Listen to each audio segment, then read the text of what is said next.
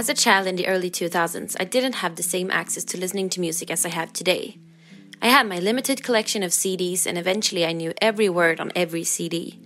There is something very charming and nostalgic with being limited to a specific amount of music, not being able to mix genres and artists randomly and just listen to one album at a time. Today we have access to an almost unlimited music library through various music streaming services. The accessibility is comfortable and the world has gotten used to playing any songs with just a few taps on their phone. But does that really have the same nostalgic feeling as I had when I was a child? The accessibility also allows the creators to upload any song with just a few steps.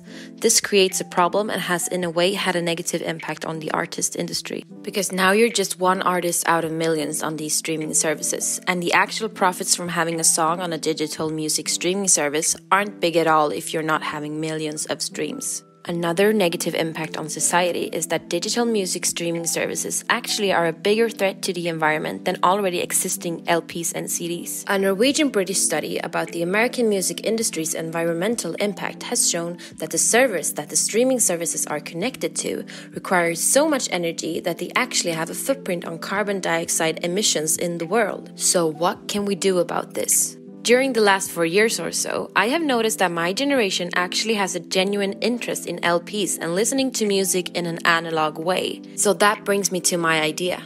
What if we would make listening to music through analog devices really popular again? I have a vision of a store. Let's call it LP Rewind. In this store, you can find a large collection with LPs categorized after genre and artists. But this is not a regular store, because here you have the opportunity to actually rent the LP you want to listen to for a limited time, just like the old video stores. This is a solution that is environmentally friendly since the LPs are rented and handed back to the store.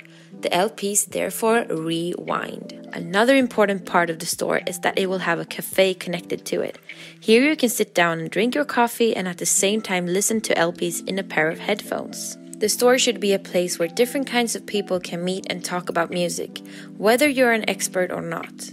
It should also be a sacred place for the ones who just want to explore the music alone. The thing the customers have in common is that they want to listen to the music analogically and experience the nostalgic feeling of it. The opportunities with the store are pretty much endless, because the only concept one has to follow is to have LPs to rent out and making the store and cafe a place for people to meet.